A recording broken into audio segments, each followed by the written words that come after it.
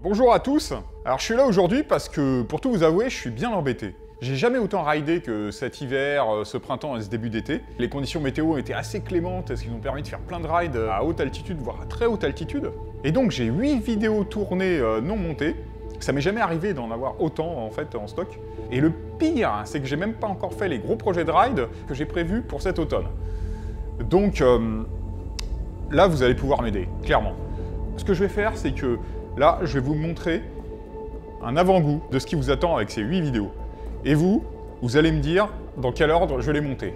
Alors cet ordre, il est important, je vous le cache pas, parce que j'ai tellement de films à monter là, et j'en ai tellement de prévus à tourner, qu'il se peut que celles qui sont en bout de liste, elles soient jamais montées.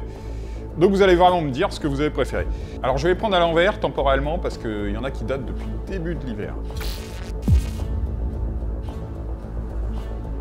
Ceux qui suivent mon actu, ils savent que je viens de passer 2 semaines dans le Queyras, dans les Alpes.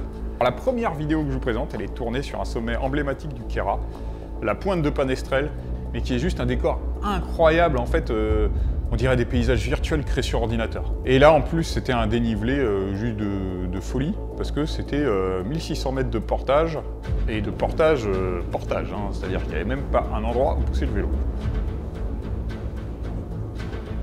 J'avais déjà repéré cet endroit depuis longtemps, je voulais vraiment y aller. Je m'étais dit que cette pointe avait une probabilité faible de passer à vélo. Bon, vous allez pouvoir le constater, ça passait pas du tout, c'était même pas envisageable de faire la partie du haut sur le vélo. Et ouais. Voilà, c'est un peu violent quand même. On est quand même allé tout en haut, un peu en escalade, en mettant les mains. Mais on a surtout aussi ridé cette énorme face à partir du pied du sommet. Hein, et c'était juste un ride incroyable, quoi, dans un paysage de taré.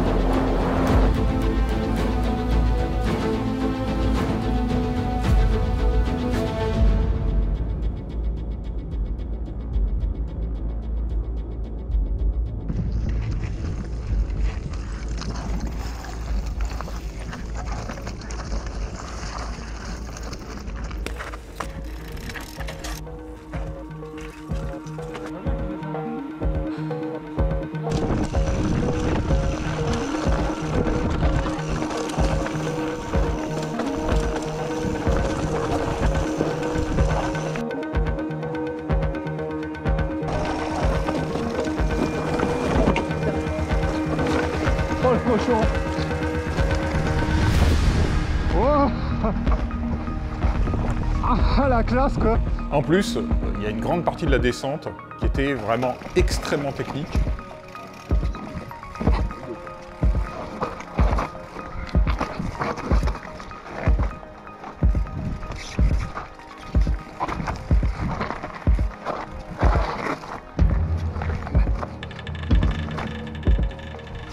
Hop là!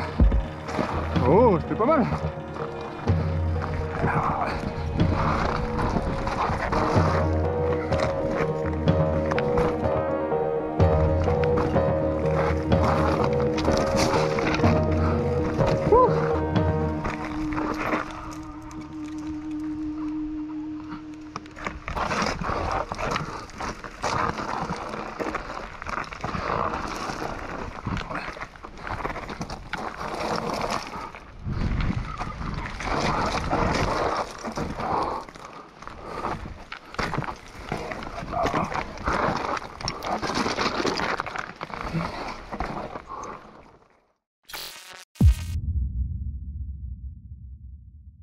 Alors on a tenté un autre sommet, la tête de Votis, à plus de 3000. Alors celui-ci, ça a été un peu le sommet... Pas un peu, ça a été totalement le sommet maudit. C'est-à-dire que... Bon, comment dire? À chaque fois qu'on l'a tenté, parce qu'on l'a tenté plusieurs fois. Donc là, on est reparti pour la tête de Votis. Et je vais pas vous dire si on l'a réussi, comme ça vous pourrez le découvrir dans la vidéo. En fait, à chaque fois qu'on l'a tenté, on a eu des conditions abominables. Allez, j'y crois. Allez, toi t'y crois là? Donc là aussi, c'était un paysage juste magnifique. Il y avait des passages aussi très techniques dans la partie supérieure. Ah, ça se dégage un peu le pic. Et évidemment, depuis les images du sommet précédent, vous voyez aussi que c'était le grand retour de Fanny, hein, qui a pu enfin remonter sur le vélo du fait de ses études et de ses examens. Alors je vous cache pas que dans ce coin de montagne, on s'est fait peur plus d'une fois. Oh là là.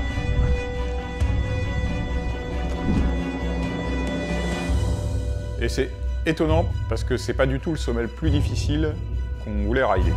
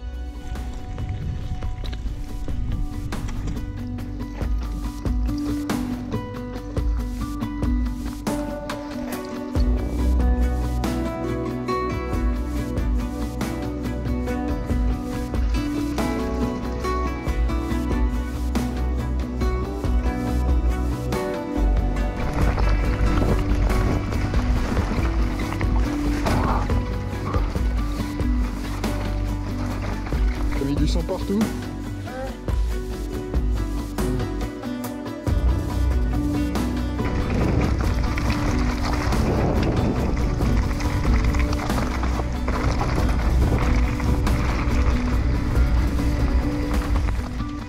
J'étais tranquille en train de faire ma grasse mat, je me lève.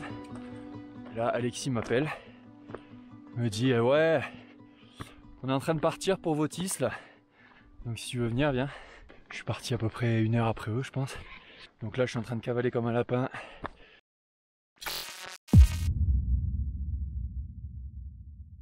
Alors le plus haut de ceux qu'on a fait dans le Kera de ce début d'été, c'est la tête de Laval. Alors non, pardon, pas le Kera, là c'est en Ubaye. C'est un sommet à plus de 3003. Dans le secteur Kera-Ubaye, c'est très compliqué d'aller à plus de 3003 parce que c'est quasiment l'altitude maximale des sommets qu'on y trouve. Voilà. Alors il y a quelques sommets plus hauts, mais il n'y en a pas beaucoup. Alors ce sommet, techniquement, était plus facile que la pointe de Panestrel.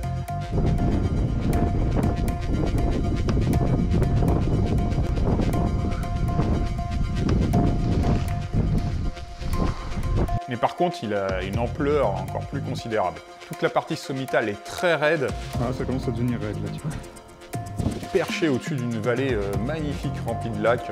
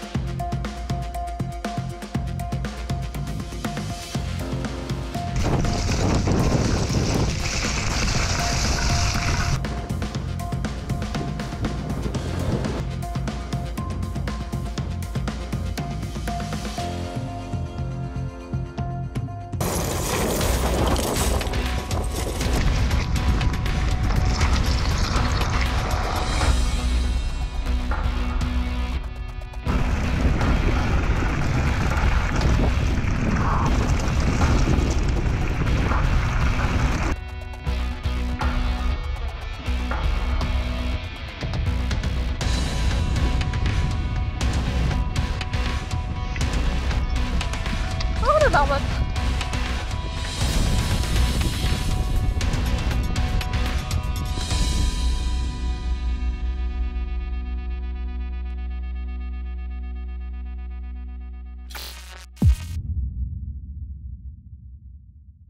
Il y a un autre 3000 qu'on a tenté. Alors je dis tenter parce qu'il nous est arrivé une Mister Freeride en gros. On s'est fait surprendre par l'orage, et quand je dis surprendre, c'était mais totalement improbable. C'est-à-dire que l'orage est arrivé en quelques dizaines de minutes, on a à peine eu le temps de prendre les décisions. C'était extrêmement impressionnant et ça nous a fait faire demi-tour 150 mètres sous le sommet. 150 mètres quoi. Pas sûr de passer. Parce que la marche là elle est trop haute pour aborder la dalle là, tu vois. C'est-à-dire que tu l'abordes vraiment en mauvaise posture quoi. Vu que c'est des gravillons partout. Ça c'est pas bon, c'est pas bon, c'est pas bon. Il va pas passer loin de nous hein. Là, je pense qu'il va nous éviter légèrement par la droite. Non, tout à l'heure il allait pas dans la même direction. Là il a changé, le vent a changé là. Il nous vient en plein dessus là.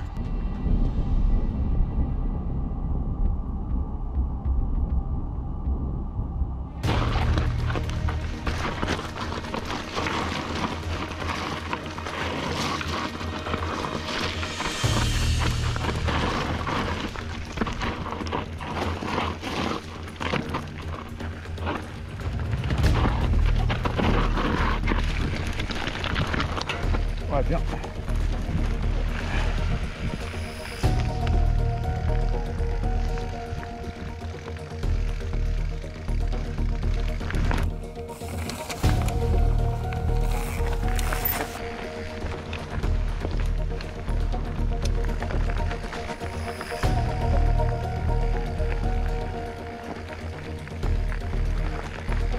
Sacrément raide à gauche.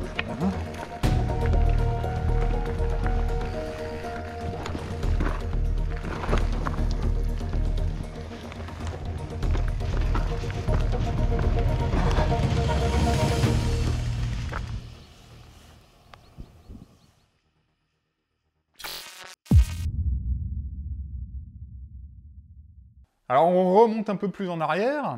Vous vous souvenez qu'on est parti en Espagne avec Dimitri, Pierre et Jean-Hugues. Moi je préfère être passager hein. Je vais rouler dans le noir avec ça. Je préfère être passager. Ça c'était vraiment au début du printemps. Et en fait pour l'instant je n'ai sorti qu'une seule vidéo tournée en Espagne, c'est celle du Komodoto.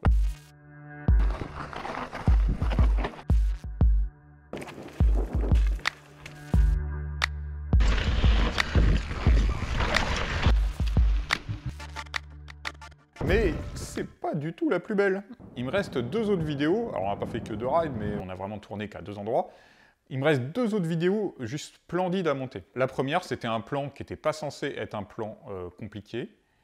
C'était plus un plan vraiment pour rider et pour s'éclater. Puis on va descendre, partout. Mais en fait, ce plan qui était censé être facile s'est transformé en un enfer à cause de la météo. Et quand je dis un enfer, c'est vraiment un truc de taré, quoi. Il y a des images de conditions météorologiques extrêmement impressionnantes. Mais il y a aussi des images de ride vraiment géniales parce qu'on s'est effectivement éclaté sur une descente de ouf.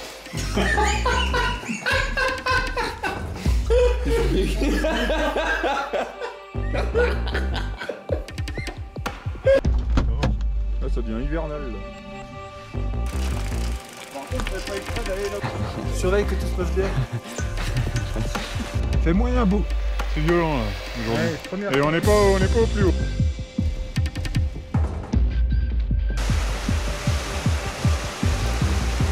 Il y a quand même un petit côté inquiétant hein.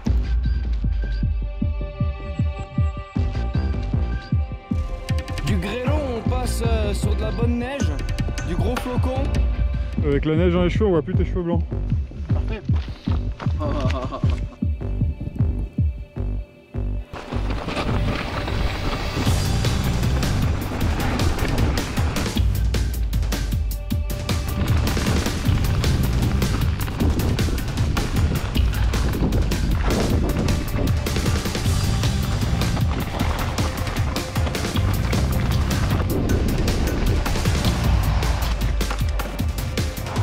Putain, c'est magnifique.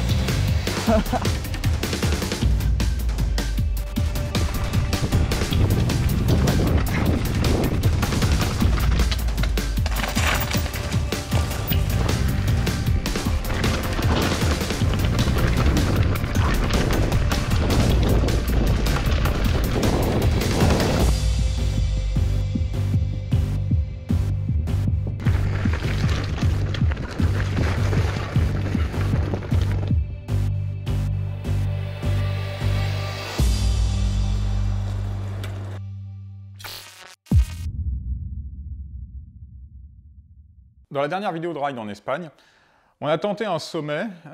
Alors je dis tenter parce que vous allez voir, on a à la fois réussi, pas réussi, c'est à vous de juger. Un sommet qui s'appelle le Mobisson et qui est situé dans un lieu vraiment juste totalement sauvage. Donc non, pneu à plat, c'est pas grave, on continue.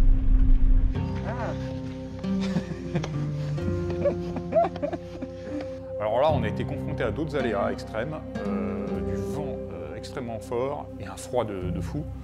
Et dans ce film, il y a vraiment une sensation d'être dans un désert total, et c'était vraiment le cas d'ailleurs. Il est en train de regarder Alexis. C'est un coin extrêmement reculé et difficile d'accès de la chaîne des Pyrénées. Et t'as raison, Pierre. D'après la carte, je crois que ça monte tout droit. Là. On évite les putains de barres rocheuses là devant.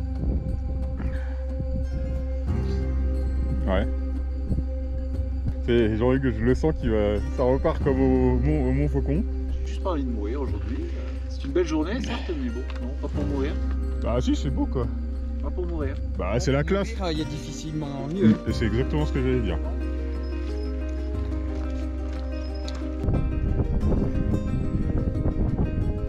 J'avoue que je le sens pas là.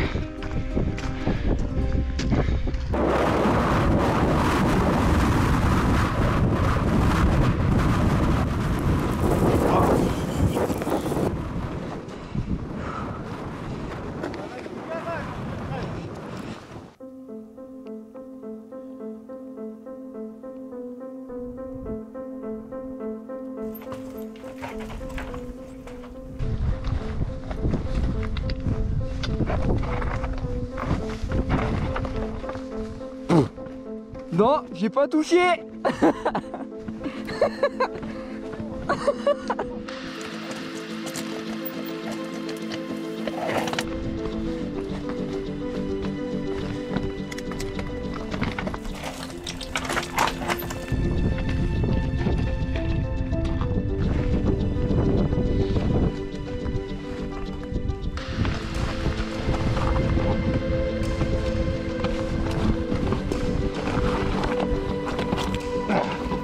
Ça a pris.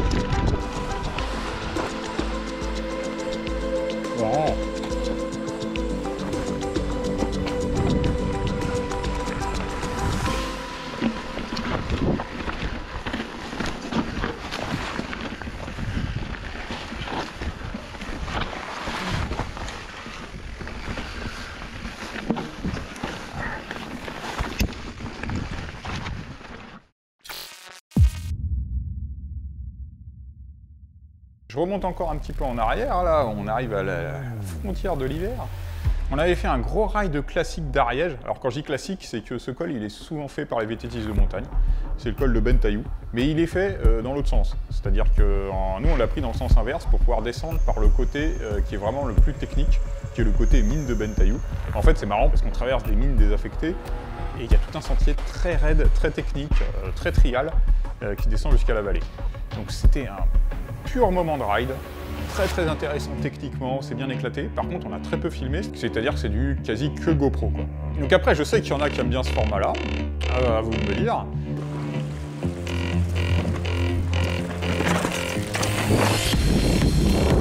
Ah non, c'est bon en fait.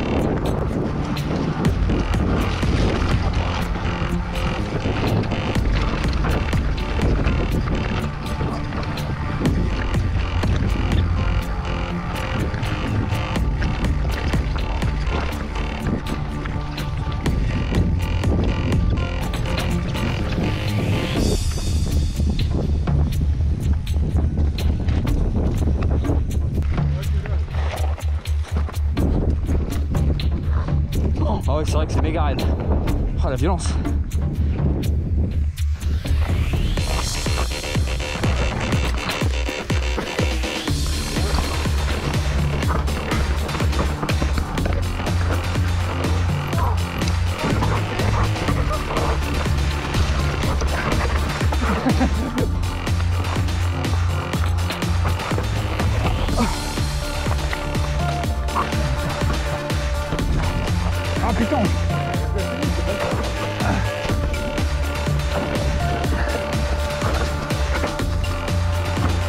Waouh. Voilà. Ici. Ok, parfait. Au millimètre.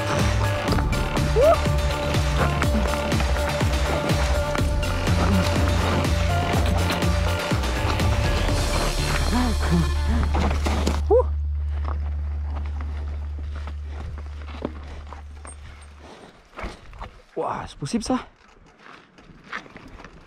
Je sais pas, hein. Ça a touché, non? Ah. Ouah, ouah, ouah. Au moins je vous ai dégagé la pierre.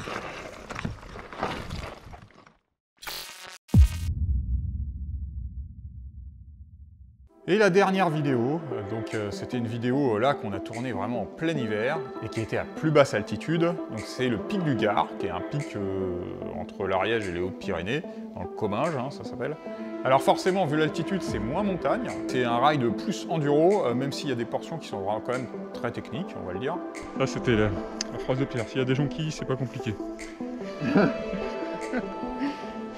Mais c'est pas parce que c'est un petit sommet qu'il n'y a pas d'ampleur. Le sentier serpente au milieu de falaises immenses de calcaire, c'est super beau aussi.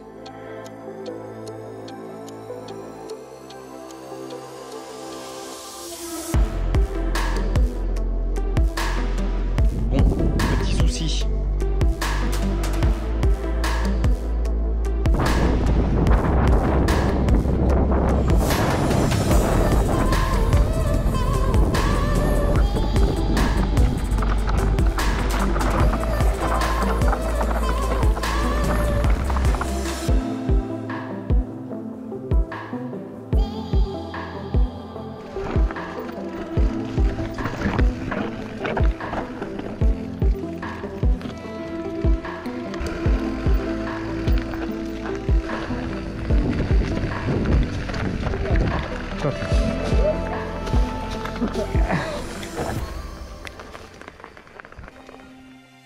Donc voilà, donc maintenant à vous de voter. Pour chaque vidéo, vous avez un numéro et un titre. Alors le titre, il est temporaire, je vais peut-être le changer, avoir des meilleures idées quand je vais sortir la vidéo. Et donc maintenant, à vous de voter. Alors c'est très simple, un petit commentaire, faites comme vous voulez, soit vous mettez la vidéo que vous préférez, soit vous mettez vos 3 premiers choix, soit vous mettez toutes les vidéos, mais dans l'ordre dans lequel vous souhaitez les voir monter. Puis voilà, hein, ensuite ça sera à moi de jouer. Et enfin, la suite de mon actu. J'ai prévu des gros projets dans les Pyrénées et dans les Alpes. Mais comme tout grand sommet de vélo de montagne, on ne peut le faire qu'à l'automne, pour plusieurs raisons. D'abord pour des raisons de sécurité par rapport à l'affluence des gens, parce qu'il y a trop de gens en été et on ne veut pas risquer de les mettre en danger en étant en vélo aussi en même temps dans une face. Dans une face raide, il y a des risques de chute de pierre, de choses comme ça. Et puis aussi tout simplement parce que j'aime pas le monde. Voilà, très prosaïquement. Quand je suis sur un sommet, j'ai envie d'être tout seul en haut. J'ai pas envie d'être avec un quart de japonais. Et potentiellement, après ça dépend du contexte Covid, mais j'ai des très gros projets prévus à l'étranger pour cet hiver. Mais là, bon, ça dépend pas que de notre volonté. Allez, bon ride à tous!